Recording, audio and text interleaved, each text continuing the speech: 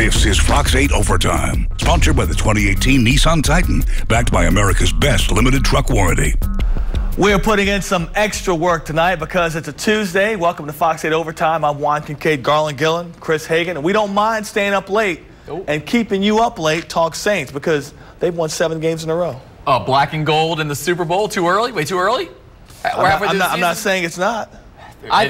I think either way, they're surpassing expectations. I mean, they had high expectations as it is, but to win 7 in a row and going through this gauntlet like they are, pretty solid. It's been fun to watch so far. Let's get you right to the big board. A lot to get to tonight. The Saints are trending up because they're racing for the #1 seed. Alabama whipped LSU, so we're wondering, when will LSU turn the tide and beat Nick Saban? And is it too early to panic over the Pelicans as they free fall into a 4-6 record?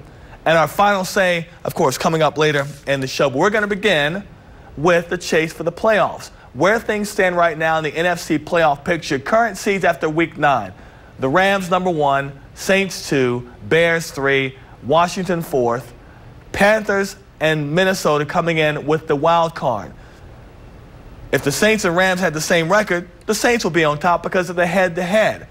Do you like the way things stack up right now? Is that kind of the way you see it right now? Yeah, I would say that's definitely the teams that are sitting at the top and playing some of the best football. I think the Rams are still a very good football team, and so that's why I say the Saints can't relax at all. They've got to keep their foot on the gas because Los Angeles is a team that's still very healthy and can still come out and whip the rest of their schedule.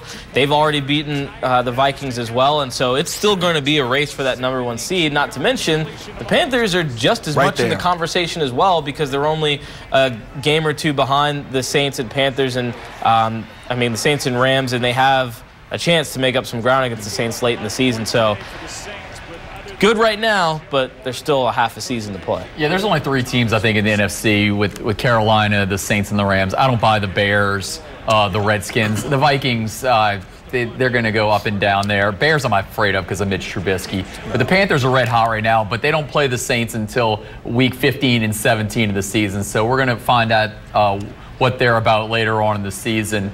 But right now, the Saints, I know the betting favorite still in the NFC is the Rams. But the Saints, they showed what they got, and I mean that's a huge win in the Dome, man. The 2 Seans fought, and the better Sean won this time. I think one thing that's telling about where this team is right now, and what head coach Sean Payton believes this team is right now, is when he talked about during the post-game comments after they beat the Rams, he said, you know, we're not giving out any grades right now. This is about a 7-1 football team that still has a long way to go in this season. The next quarter of the season, again, like the last quarter, will tell us a lot about this football team and how serious they are about winning this division and trying to win the top seed in the NFC. This is the playoff picture with the top 3 teams in the NFC. You see who the Rams have: Seattle, KC, a bye, then at Detroit, who's struggling.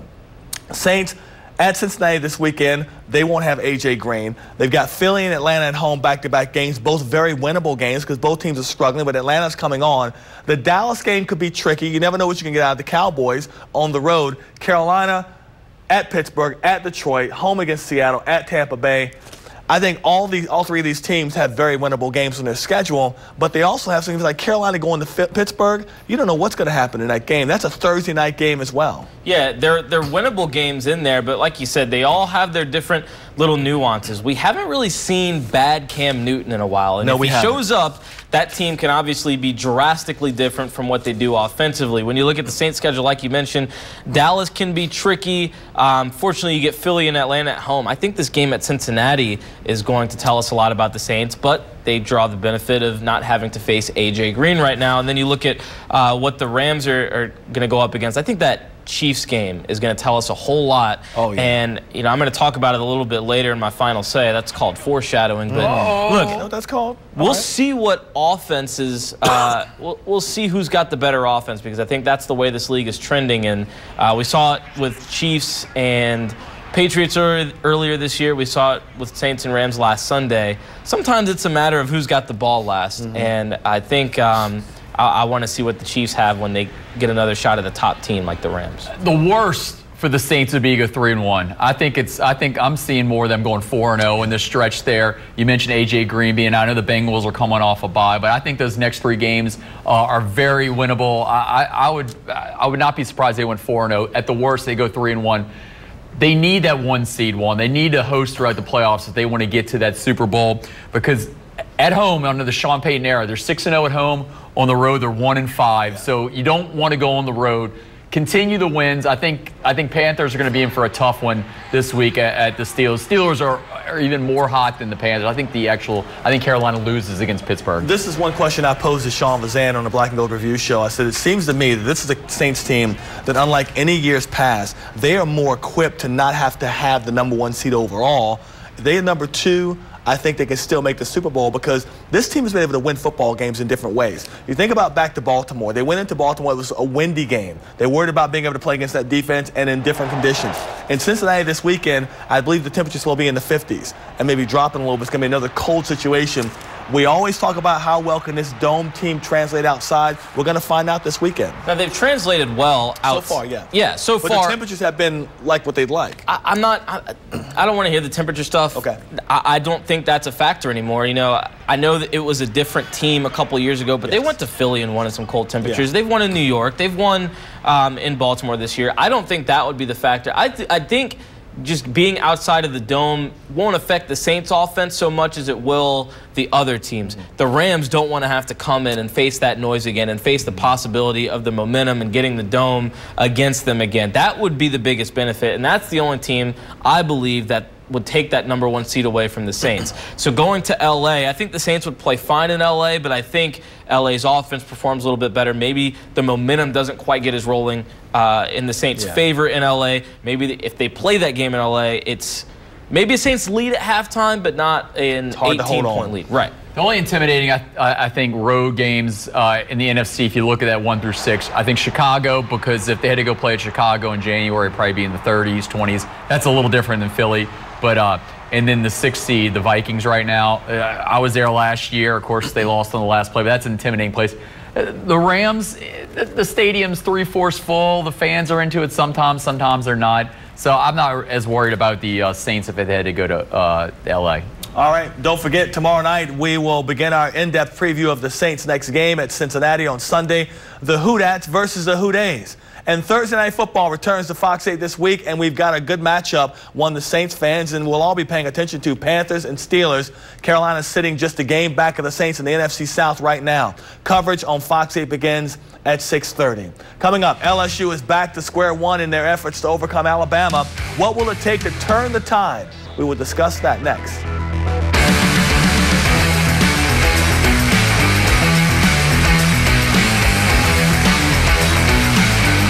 Fox8 Overtime, sponsored by the 2018 Nissan Titan, backed by America's best limited truck warranty. You're watching Fox8 Overtime, sponsored by the 2018 Nissan Titan, backed by America's best limited truck warranty. All right, welcome back into Overtime. We're going to switch gears now to college football. What we saw Saturday night in Tiger Stadium, Alabama beating LSU for the 8th straight time.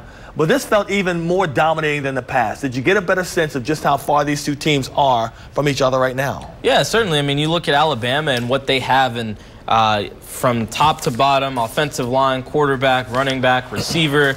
Same on the defensive side of the ball at every level. They are elite. They are very good at a lot of positions, and it showed, and they executed their game plan a lot better than LSU did theirs. You know when LSU won that game? Pre-game. They had coming down Victory Hill, man. I was even fired up. Yeah. You got Braden Fajoko doing the haka with his family. Fajoko doing the haka. That was it, man. They should have ended that game right there before it even started, because once that game started, it was a downright disaster. The only other shot I thought the LSU had in that game was when Delpit hit Tua, and I thought he was out of the game. Then I'm like, they might have this game won, but then Tua came right back and it was over with. I think it doesn't matter who Alabama plays. The key to the game is getting to Tua. And I think he's just far and above the best quarterback in the country. I mean, there were throws that he made in that game where he was under severe pressure running to his left, and he still completed the ball because he's just that good of a player. And I was trying to think back, and I know, Chris, I asked you this question, and I asked Sean, has Alabama and Nick Saban ever had a quarterback that good? And you both said no. I agree with you. I mean, I just think he is a different level quarterback. He's like Deshaun Watson, but I think he's better than Watson. Yeah, he's a better passer. I think he's just a better thrower. He makes better decisions. He's so young. Back another year next year, man, I mean, I'm being told by my producer he might be the best college quarterback ever. His stats would say so, and that's how he's playing right now. He's playing at an elite level. I mean, the guy had a 40-plus yard touchdown run on a bad knee. I mean, what can't Tua do right now? He handled the atmosphere well. He took everything that Garland mentioned, the crowd, the atmosphere, the pregame. Yeah. Everybody fired up, Ogeron fired up, and it didn't matter. They were shut out in their own stadium. Yeah, he's locked into the Heisman Trophy. It's a one-man race right now. The other 3 spots or 2 spots are just somebody for window dressing. He did throw his first pick of the season, but his numbers are 20. Like a punt. Yeah, 27 touchdowns now, 1 pick there, threw for 295 against LSU. There's no doubt in my mind that Bama's going to just destroy every team in its way this year. They're going to beat up on Georgia in the SEC championship game. Once they get Michigan in the college football playoff, if that's who's possibly, well, that's possibly going to be like possibly the 4th seed right now, if they can get through Ohio State. So they'll roll through them, and then they'll roll through Clemson in the final there. All right, but look, not everybody agrees with what we're saying up here. There's those out there like an LSU recruit, Cardell Thomas, offensive lineman, commit from Southern Lab. He says, mark my words, we will beat Bama all my years here. Remember this tweet. I don't care what anyone has to say. It's a bold statement, and I will be ready to back it up. Good game, Alabama, but enjoy this last win against us. Hashtag forever LSU. I ask, is Cardell Thomas a bit delusional? I applaud his commitment to the Tigers. I applaud the statement. It's a bold statement. I don't think they're beating Alabama next year. You're going to tell me this team is going to go into Tuscaloosa to face Tua Tagovailoa again, some receivers that have grown up, a quarterback that's grown up, a secondary that's going to be a year older because they are pretty young there. I don't see it happening. I think to beat Alabama, you've got to be elite at multiple levels. You've got to have an offensive line that's not a liability, that can't get exploited like Alabama did. LSU's on the right side. You have to have a playmaking quarterback. Tuas don't grow on trees, but it's got to be somebody who can be pretty darn good and make some big plays. And I think you've got to be elite at running back. You've got to have someone that can carry the rock, can take the hits, can run into the teeth of a heavy front like Alabama. And I think LSU in years past, they've gotten pieces. Like they've had a Darius Geis, they've had a Leonard Fournette, or they've had a Zach Mettenberger, they've had Jarvis and Odell.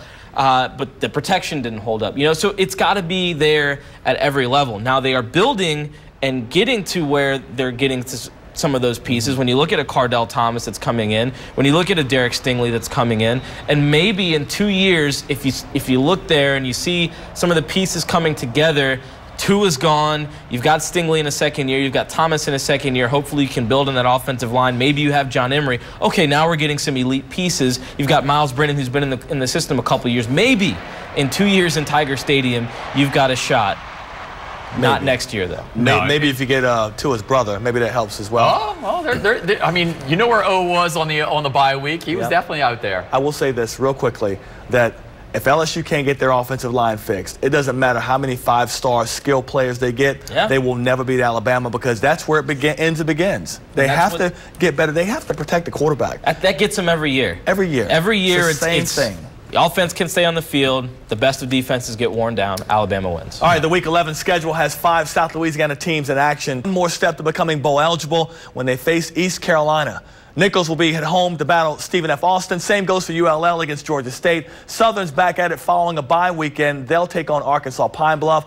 Those Tigers will be on the road at Arkansas. It'll be Southeastern's turn to take a break before their annual Thursday nighter against Nichols. That will be a fun one indeed. Up next, your Pelicans are free-falling. 6 straight losses, but is there a parachute in sight? We'll examine the first 10 games and what lies ahead next. Watching Fox 8 Overtime, sponsored by the 2018 Nissan Titan, backed by America's best limited truck warranty. We're continuing here on Fox 8 Overtime with the Pelicans. The rah-rah of a 4-0 start is old news. Now we're wondering when they'll win another game. 6 straight losses. Is it as simple as Alvin Gentry saying, we got to get healthy again? I know that's part of the problem. That's a big part of the problem. Health is a big part of the problem. This team under Gentry hasn't always been too deep, but at the same time, 6 straight losses is considerable, especially when they did get Anthony Davis back at least. You would think that he'd be at least able to carry them. I know it's on the road for this road stretch. You're playing some tough teams like OKC and the Spurs, but look, they've got to get something fixed, and I don't think it's as simple as writing off dropping 6 games here. These are maybe 1 or 2 games that you'd like to have back in April when we're talking about playoff seeding or getting in the playoffs, period. Yeah, I thought last night when Russell Westbrook went down with an ankle injury, I thought the Pelicans might get back to 500 there. But fourth quarter, man, they just got run over. That was a really disappointing loss last night without Westbrook in the lineup. You're right, the West Coast road trip was some insanely tough games. Sacramento Kings, you'd like to be on that road trip, though. The Kings are over 500 right now. I know it's only 10 games in, so I'm not going to go on freak-out mode yet. They got some winnable games this week against the Bulls and the Suns at home, so they could get right back to 500. AD, you know he's going to miss a few games. Yeah. He happened again this year. Always does there, but Alfred getting back would be nice. And, you know, they need a little more bench help. Is Solo Hill going to step up like sometime this year or what? No, he's not. Solomon Hill is going to give you what you would expect him to give you. Listen, I watched the game last night, and these highlights, what summed up these highlights to me was the fact that Alvin Gentry's like this. And that shot was from when they went on like a 10-0 run after the Pelicans got within like 5 points, and they kept turning the ball over and turning the ball over. At the end of the day, this team is turnover prone. We know they're injury prone. I never thought that I would say that I know how important Anthony Davis is to this basketball team, but Elfrid Payton may be the most important player on this team because he gets the guys in the right sets. He can also score off the dribble. He helps out Drew Holiday not to have so much ball responsibility at point guard. But they've got to get other guys involved. They're not getting anything from the point guard. They're not getting anything from the small forward position. They're not getting anything from guys outside of Davis. And Davis, I wonder how injured his elbow is. He's wearing that sleeve. 2 games ago, he took the sleeve off because he wasn't scoring points, and he was like 6 of 20 last night. He's not playing well right now because of the injury. Other players aren't playing the way they should be playing right now. Alvin Gentry's at a bit of a loss. I know he's saying all the right things and that we're only 10 games into the season, but we don't need a 6-game losing streak being a sign of what's to come for this basketball season because they're just not playing well. And I think the way that the Pelicans play, sometimes it can get a little dangerous. If the shots aren't falling, then it gives another team a chance to really run on you. They like to play fast, and you like to get those shots up quickly in the shot clock and move. But again, that means a game can get away from you quickly. It can work in your favor, but when Nico's not on and not hitting those threes, and all of a sudden you've gone through a couple possessions, and yeah, those 10-0 runs can happen in a hurry. Yeah, Nico, I wouldn't say it was a mirage, but what happened in the first few games of the season where Nico was going 30 and 30 back-to-back and Drew Holiday's buying him bottles of wine, you knew that wasn't going to last. It needs to be sustained over time. But those performances by him were happening because you had a lot of players that, like Alfred playing on the team then. Hey, by the way, coming up, it's time for the prep playoffs. We'll take a look at the top teams in our area as we preview week 1 of the road to the Superdome. Stay with us.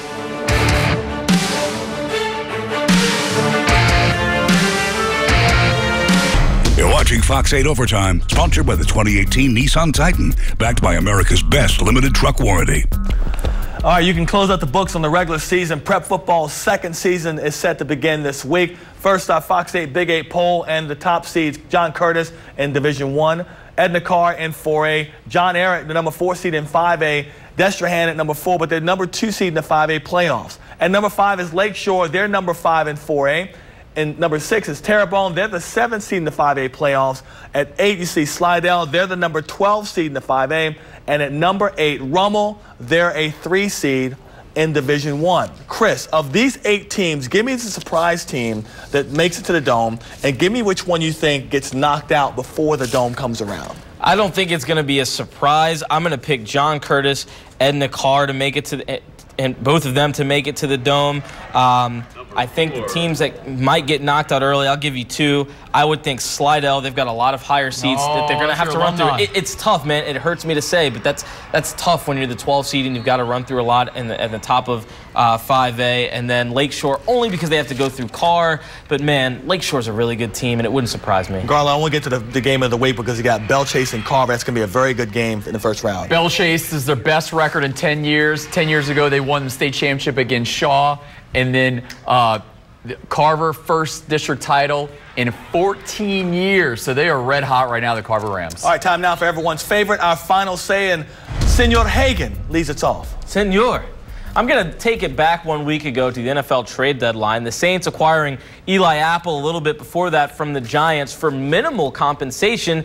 But because the name Patrick Peterson was floated out there, some were disappointed that it wasn't the former Tiger headed to the Big Easy instead. However, if it would have cost the Saints anyone from their offense to acquire Peterson, I'd say the Saints made the right, perfect decision. Right now, I believe an offense that you can count on in the big moments is more valuable than anything, and we've seen it on countless occasions. So far, no one has been able to stop the Saints. And when you look across the league at the top teams, the Saints, Patriots, Rams, and Chiefs, they're all forces to be reckoned with offensively. And then arguably the two best defenses in the NFC, the Rams and Vikings, were both torched at times and torched each other. I'm not saying defenses are disposable, far from it, but the Saints have enough on that side of the ball, especially if they continue to be opportunistic in the turnover department, to win 7 straight games and counting. Bottom line, today's NFL is clearly geared toward helping offenses, especially with the rules, and fortunately for the Saints, that is their bread and butter. America's team, the Dallas Cowboys, last won a Super Bowl 23 years ago. Since beating the Steelers in 1995, Dallas only has 1 playoff win under their belt.